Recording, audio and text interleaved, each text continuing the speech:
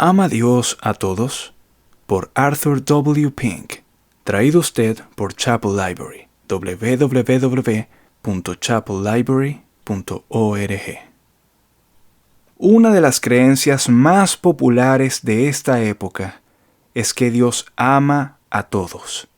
Y el mismo hecho de que sea una creencia tan popular entre todas las clases de personas debería ser suficiente para despertar las sospechas de aquellos que están sujetos a la palabra de verdad. El amor de Dios hacia todas sus criaturas es el principio fundamental y favorito de los universalistas, unitarios, teósofos, científicos cristianos, espiritualistas, russellistas, etc. No importa si un hombre vive desafiando abiertamente al cielo sin preocuparse en absoluto por los intereses eternos de su alma, o si no le importa la gloria de Dios, o si muere maldiciendo con sus labios. Sin embargo, dicen que Dios ama a tal persona. Este dogma se ha proclamado tan ampliamente y es tan reconfortante para el corazón que está en enemistad con Dios, que tenemos pocas esperanzas de convencer a muchos de los lectores de sus errores. Podemos decir que el dogma de que Dios ama a todos es una creencia bastante moderna. Los escritos de los padres de la Iglesia, los reformadores o los puritanos, según creemos, podrían ser investigados en vano en busca de tal concepto. Cautivado por el libro de Drummond, titulado La más grandiosa cosa del mundo, quizás el difunto D.L. Moody hizo más que nadie en el último siglo para popularizar este concepto. Ha sido costumbre decir que Dios ama al pecador aunque odia su pecado. Pero esa es una distinción sin sentido. ¿Qué hay en un pecador sino pecado? ¿Acaso no es cierto que en el pecador toda la cabeza está enferma y todo su corazón desfallecido, y que desde la planta del pie hasta la cabeza no hay en él cosa sana? Isaías 1, 5 y 6. ¿Será cierto que Dios ama al que desprecia y rechaza a su bendito Hijo? Dios es luz tanto como amor, y por lo tanto su amor debe ser un amor santo. Decirle al que rechaza a Cristo que Dios lo ama es cauterizar su conciencia, y además es darle un sentido de seguridad en relación a sus pecados.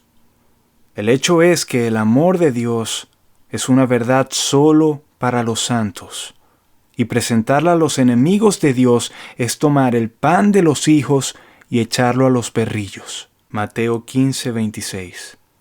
Con la excepción de Juan 3:16, ni una sola vez en los 4 evangelios leemos acerca del Señor Jesús, el Maestro perfecto, diciendo a los pecadores que Dios los ama. En el libro de los Hechos, que registra las labores evangelísticas y los mensajes de los apóstoles, nunca se hace referencia al amor de Dios. Pero cuando llegamos a las epístolas, que están dirigidas a los santos, tenemos una presentación completa de esta preciosa verdad: el amor de Dios por los suyos.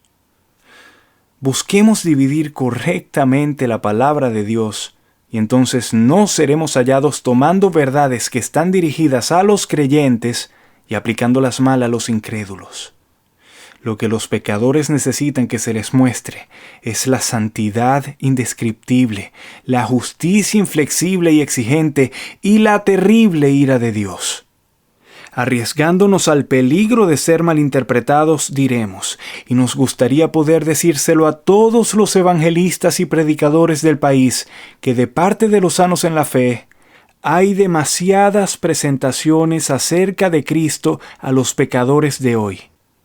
Pero muy pocas de estas muestran a los pecadores su necesidad de Cristo, es decir, su condición absolutamente arruinada y perdida, su inminente y terrible peligro de sufrir la ira venidera, la terrible culpa que recae sobre ellos ante los ojos de Dios. Presentar a Cristo a aquellos a quienes nunca se les ha mostrado su necesidad de Él es más bien hacerse culpable de echar las perlas delante de los cerdos. Mateo 7:6. Si es verdad que Dios ama a todos los miembros de la familia humana, entonces ¿por qué nuestro Señor les dijo a sus discípulos: El que tiene mis mandamientos y los guarda, ese es el que me ama. Y el que me ama será amado por mi Padre. El que me ama mi palabra guardará, y mi Padre le amará. Juan 14:23. ¿Por qué decir, el que me ama será amado por mi Padre? Si el Padre ama a todos. La misma limitación se encuentra en Proverbios 8:17. Yo amo a los que me aman. Nuevamente leemos, aborreces a todos los que hacen iniquidad. Esto no se refiere meramente a las obras de iniquidad, sino que aquí hay un rechazo rotundo de la enseñanza actual de que Dios odia el pecado pero ama al pecador. La Escritura dice, aborreces a todos los que hacen iniquidad. Salmo 5:5. Dios está airado contra el impío todos los días. Salmo 7:11. El que rehúsa creer en el Hijo no verá la vida, sino que la ira de Dios está sobre él. Juan 3:36. No se nos dice que la ira de Dios estará, sino que ahora mismo ya está sobre él. ¿Puede Dios amar a aquel sobre el cual está su ira? Leemos en Romanos 8:39, el amor de Dios que es en Cristo Jesús. Una vez más, no es evidente que estas palabras marcan una limitación tanto en la esfera como en los objetos de su amor. Leamos una vez más en Romanos 9:13, a Jacob amé, mas Esaú aborrecí. No queda claro por estas palabras que Dios no ama a todos. Y nuevamente leemos que está escrito, porque el Señor al que ama disciplina, y azota a todo el que recibe por hijo. Hechos 12:6. ¿Acaso no enseña este versículo que el amor de Dios se limita a los miembros de su propia familia? Si Él ama a todos los hombres sin excepción, entonces la distinción y la limitación aquí mencionadas carecen de sentido. Finalmente, deberíamos preguntar, ¿acaso es concebible que Dios amará a aquellos que sean condenados al lago de fuego? Porque si Dios ama ahora a todos los pecadores, también tendrá que amarlos cuando estén en el lago de fuego, ya que el amor de Dios jamás cambia. En Dios no hay mudanza ni sombra de variación. Santiago 1:17. Número 1. Juan 3:16. Volviendo ahora a Juan 3:16, debería ser evidente por los pasajes que acabamos de citar que este versículo no apoya la interpretación que generalmente se le da al mismo. Porque de tal manera amó Dios al mundo. Muchos suponen que esto significa toda la raza humana. Pero toda la raza humana incluye toda la humanidad desde Adán hasta el final de la historia de la tierra. Abarca tanto hacia atrás como hacia adelante. Considera entonces la historia de la humanidad antes del nacimiento de Cristo. Innumerables millones vivieron y murieron antes de que el Salvador viniera a la tierra. Ellos vivieron aquí sin esperanza y sin Dios en el mundo. Y por lo tanto pasaron una eternidad de aflicción. Si Dios los amó, ¿dónde está la más mínima prueba de ello? La Escritura declara que en las edades pasadas, es decir, desde la Torre de Babel hasta después de Pentecostés, Él ha dejado a todas las gentes andar en sus propios caminos. Hechos 14:16. La Escritura declara, y como ellos no aprobaron tener en cuenta a Dios, Dios los entregó a una mente reprobada para hacer cosas que no convienen. Romanos 1:28. Dios dijo a Israel, a vosotros solamente he conocido de todas las familias de la tierra. Amos 3:2. En vista de estos sencillos pasajes, ¿quién sería tan tonto como para insistir en que Dios en el pasado amó a toda la humanidad? Lo mismo se aplica con igual fuerza al futuro. Lea el libro de Apocalipsis, especialmente los capítulos 8 al 19, donde tenemos descritos los juicios que se derramarán del cielo sobre la tierra. Lea acerca de los espantosos males, las espantosas plagas, las copas de la ira de Dios que serán vaciadas sobre los impíos. Finalmente, lea el capítulo 20 de Apocalipsis, el juicio en el gran trono blanco y vea si puede descubrir allí el más mínimo rastro de amor. Pero el objetor regresa a Juan 3:16 y dice, mundo significa mundo. Es cierto, pero hemos demostrado que el mundo no significa toda la familia humana. El hecho es que el mundo se usa de manera general.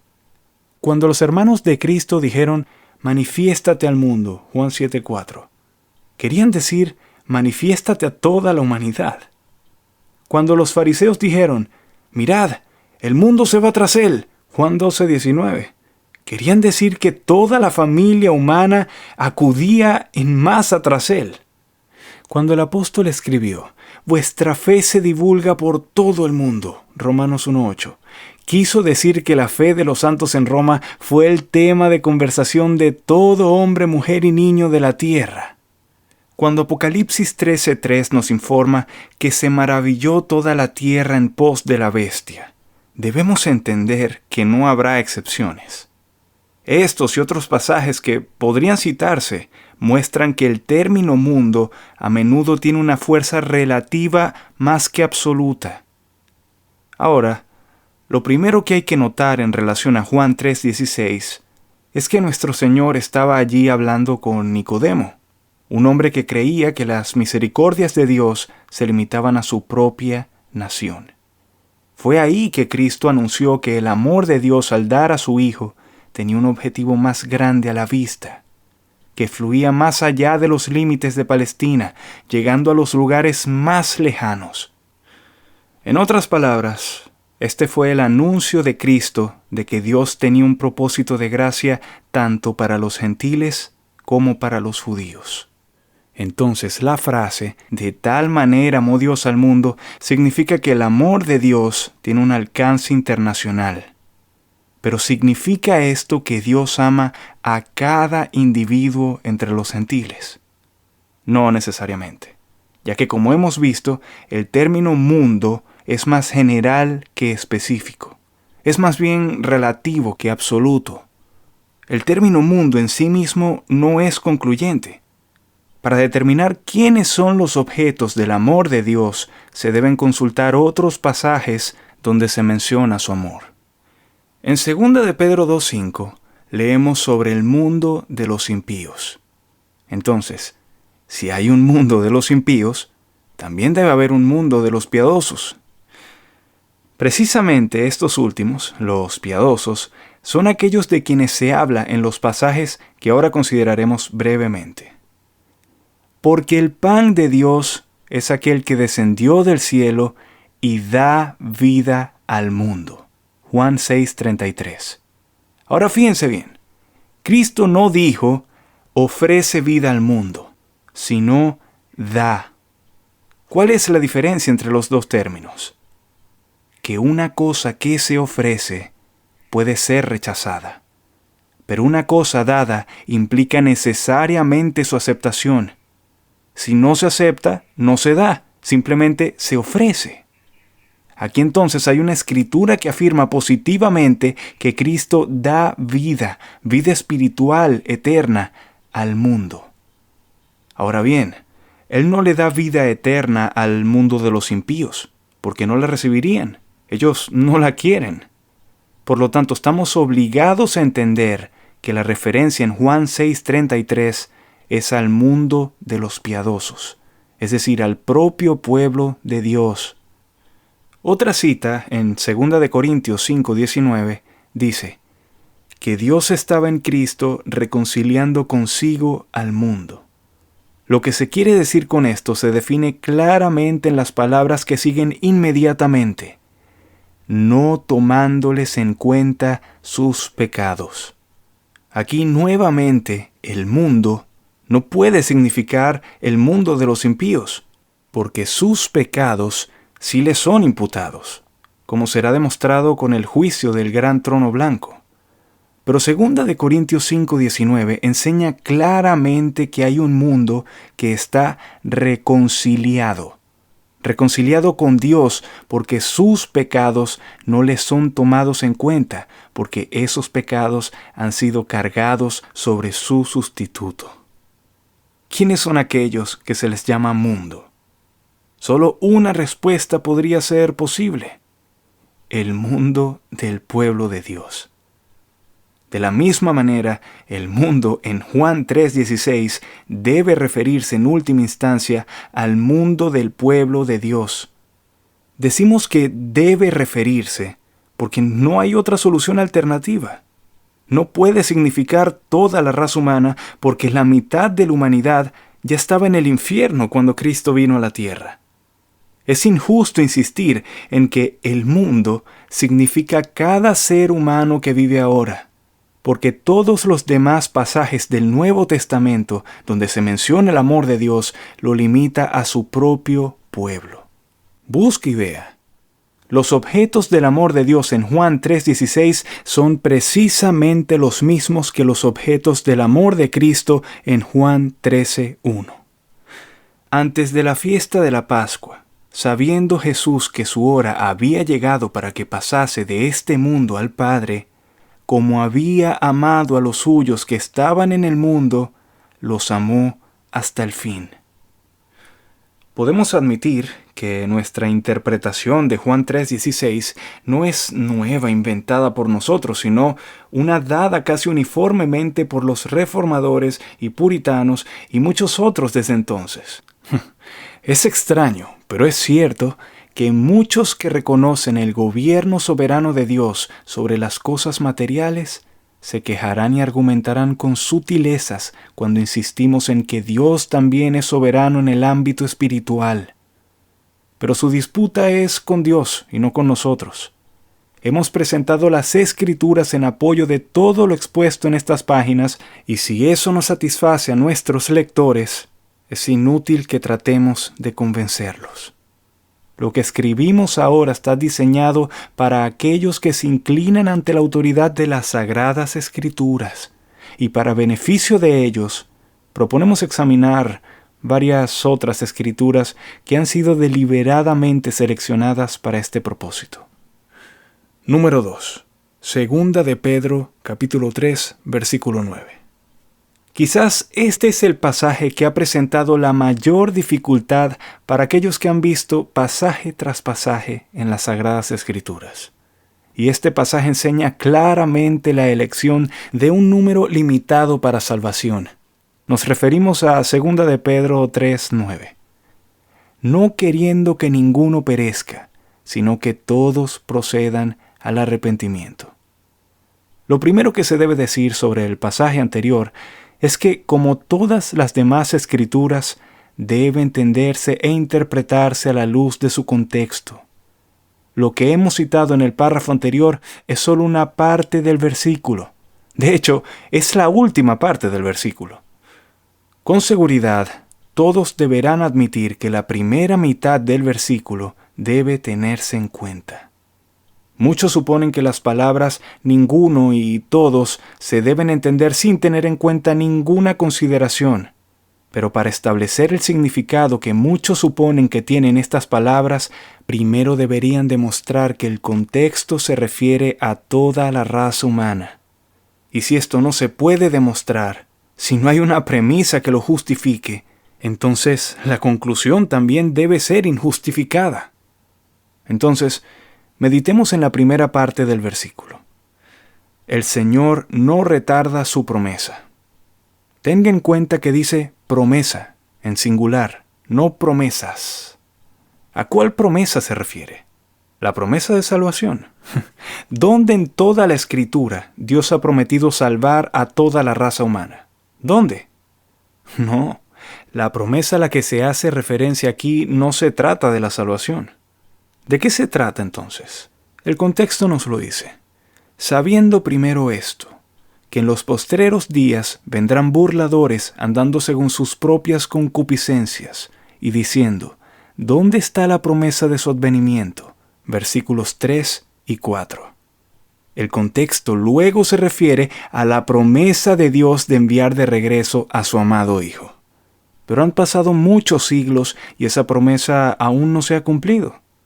Es cierto, pero por mucho que nos parezca una demora, el intervalo de tiempo es corto en el cálculo de Dios.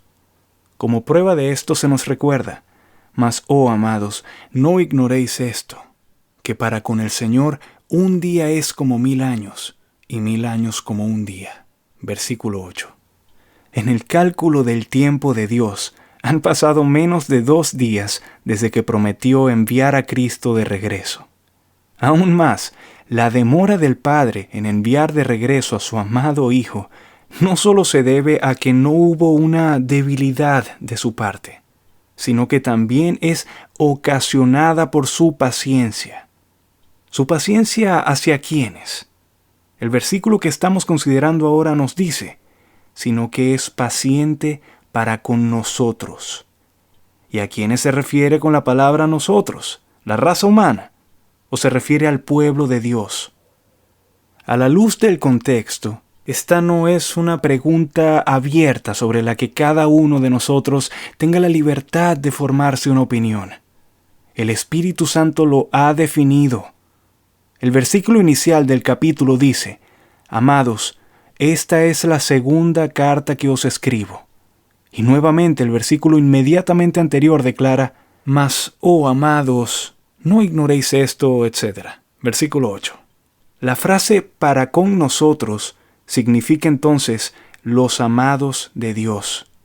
Aquellos a quienes se dirige su epístola son los que habéis alcanzado, no ejercitado, sino alcanzado como don soberano de Dios, una fe igualmente preciosa que la nuestra, por la justicia de nuestro Dios y Salvador Jesucristo.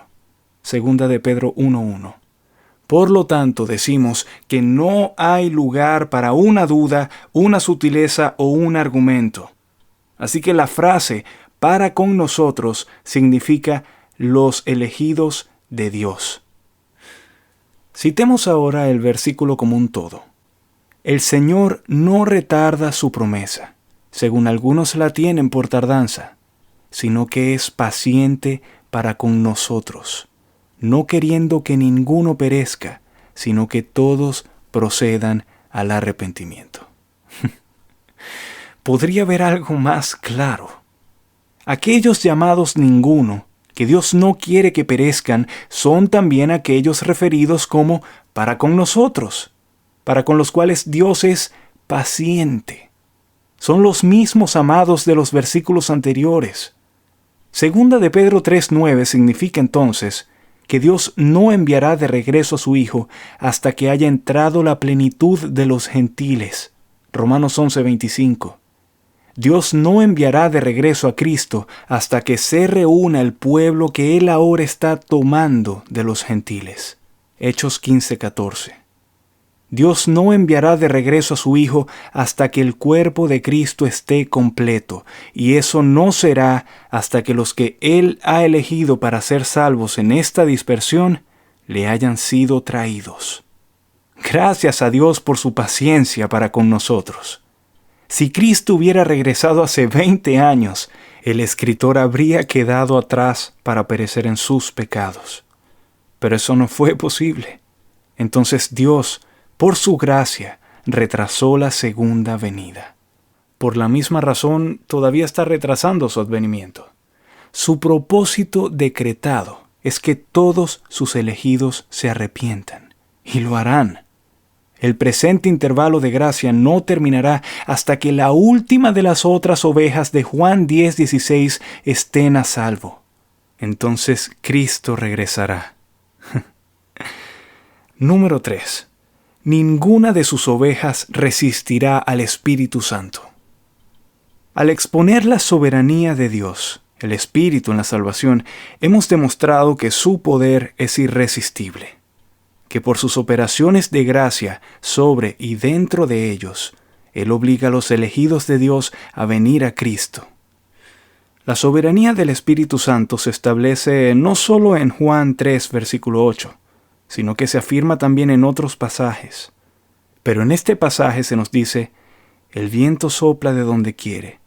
Así es todo aquel que es nacido del Espíritu. En 1 Corintios capítulo 12, versículo 11 leemos: Pero todas estas cosas las hace uno y el mismo Espíritu, repartiendo a cada uno en particular como Él quiere. Y nuevamente leemos en Hechos 16, versículos 6 y 7. Y atravesando Frigia y la provincia de Galacia, les fue prohibido por el Espíritu Santo hablar la palabra en Asia. Y cuando llegaron a Misia, intentaron ir a Bitinia, pero el Espíritu no se lo permitió. Vemos así cómo el Espíritu Santo interpone su voluntad soberana en oposición a la determinación de los apóstoles. Pero se objeta contra la afirmación de que la voluntad y el poder del Espíritu Santo sean irresistibles, pues dicen que hay dos pasajes, uno en el Antiguo Testamento y el otro en el Nuevo, que parecen militar en contra de esta conclusión. Dios dijo en la antigüedad: No contenderá mi espíritu con el hombre, Génesis 6:3. Y a los judíos Esteban declaró: Duros de cerviz e incircuncisos de corazón y de oídos, vosotros resistís siempre al Espíritu Santo, como vuestros padres, así también vosotros. ¿A cuál de los profetas no persiguieron vuestros padres? Hechos 7, versículos 51 y 52. Si entonces los judíos resistieron al Espíritu Santo, ¿cómo podemos decir que su poder es irresistible? La respuesta se encuentra en Nehemías 9, versículo 30. Les soportaste por muchos años, y les testificaste con tu espíritu por medio de tus profetas, pero no escucharon. Fueron las operaciones externas del Espíritu lo que Israel resistió. Era el Espíritu hablando por y a través de los profetas a los que no escucharon. No fue nada que el Espíritu Santo obró en ellos lo que resistieron, sino que rechazaron los motivos presentados a ellos por medio de los mensajes inspirados de los profetas. Quizás ayude al lector a captar mejor nuestro pensamiento si lo comparamos con Mateo capítulo 11, versículo del 20 al 24.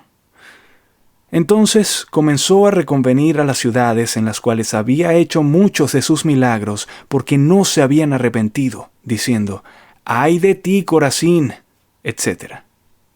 Nuestro Señor aquí pronuncia ayes sobre estas ciudades por no haberse arrepentido por medio de las obras poderosas, milagros, que Él había hecho ante sus ojos, y no debido a ninguna operación interna de su gracia.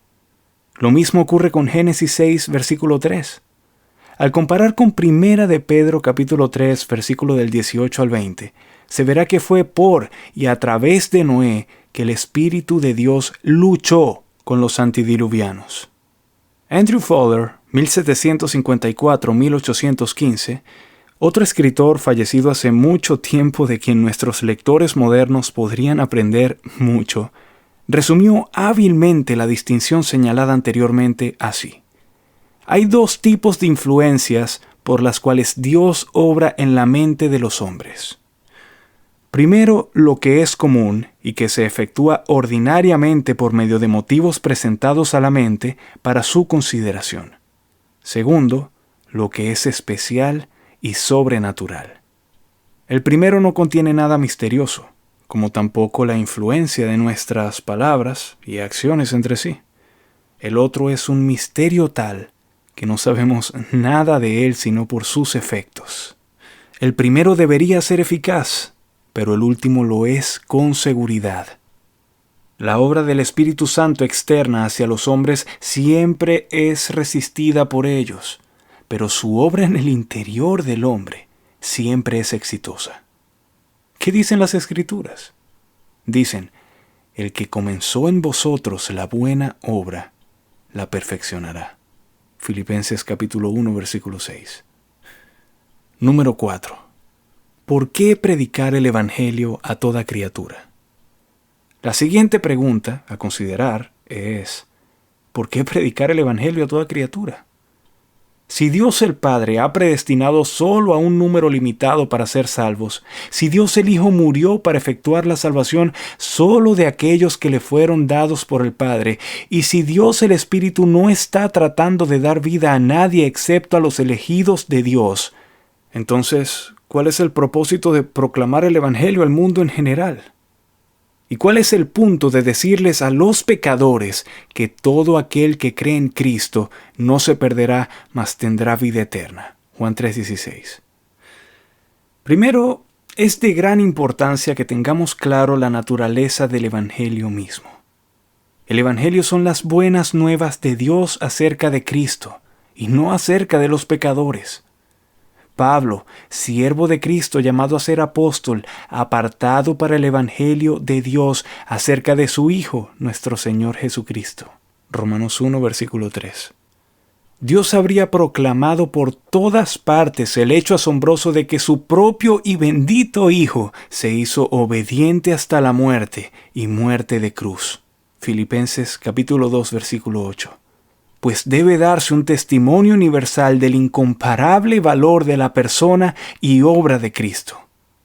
Note la palabra testimonio en Mateo capítulo 24, versículo 14. El Evangelio es el testimonio de Dios de las perfecciones de su Hijo. Note las palabras del apóstol, porque para Dios somos grato olor de Cristo, en los que se salvan y en los que se pierden. Segunda de Corintios capítulo 2, versículo 15. Con respecto al carácter y contenido del Evangelio, hoy prevalece la mayor confusión. El Evangelio no es una oferta para ser difundida por vendedores ambulantes evangélicos. El Evangelio no es una mera invitación, sino una proclamación acerca de Cristo. Y esta es la verdad, lo crean los hombres o no. A nadie se le pide que crea que Cristo murió por él en particular. El Evangelio en resumen es este: Cristo murió por los pecadores. Tú eres pecador, cree en Cristo y serás salvo. En el Evangelio Dios simplemente anuncia los términos bajo los cuales los hombres pueden ser salvos, es decir, el arrepentimiento y la fe, e indiscriminadamente a todos se les ordena cumplirlos. En segundo lugar, el arrepentimiento y la remisión de los pecados deben predicarse en el nombre del Señor Jesús a todas las naciones. Lucas 24:47. Porque los elegidos de Dios están dispersos. Juan 11:52. Entre todas las naciones. Y es por la predicación y el oír del Evangelio que son llamados de entre el mundo. El Evangelio es el medio que Dios usa para salvar a sus propios escogidos. Por naturaleza, los elegidos de Dios son hijos de ira, lo mismo que los demás. Son pecadores perdidos que necesitan un Salvador, y sin Cristo no hay solución para ellos. Por lo tanto, deben creer en el Evangelio antes de poder regocijarse en el conocimiento del perdón de los pecados.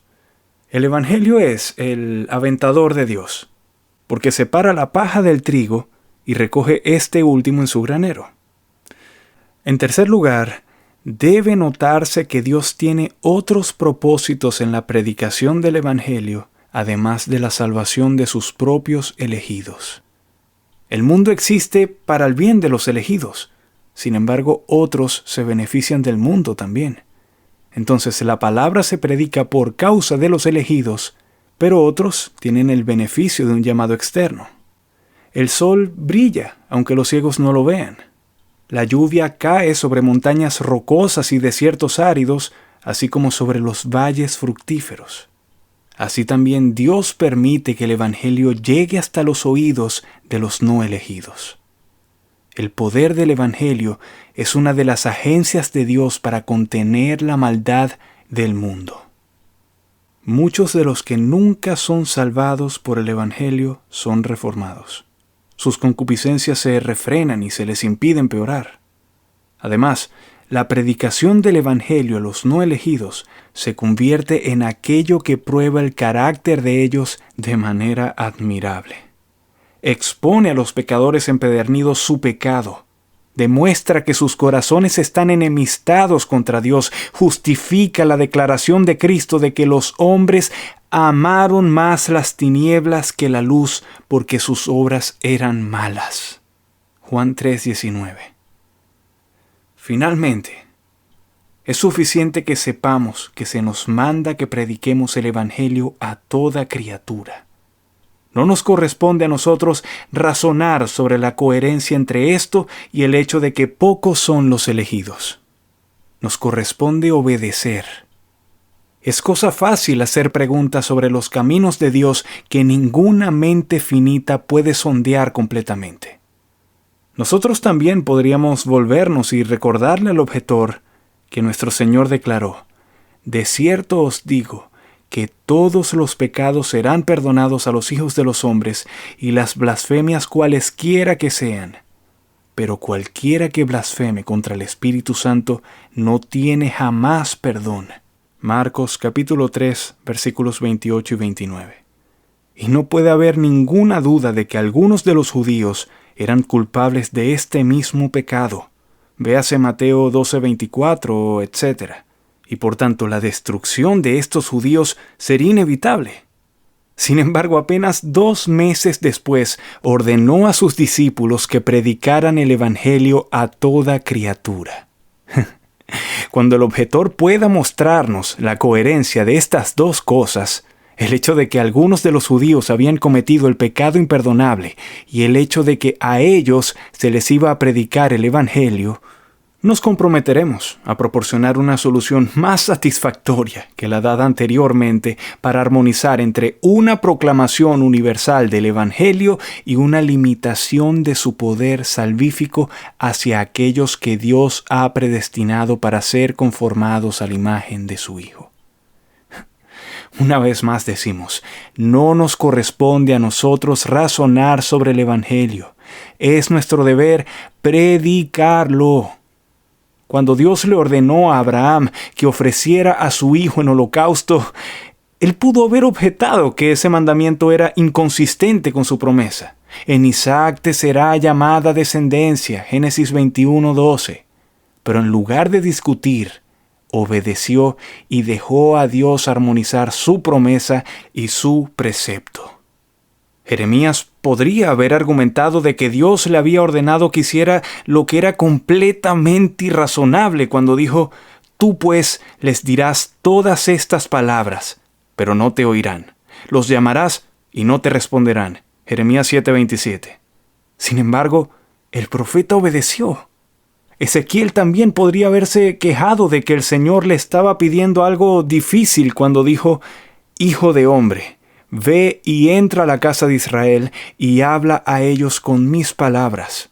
Porque no eres enviado a pueblo de habla profunda ni de lengua difícil, sino a la casa de Israel.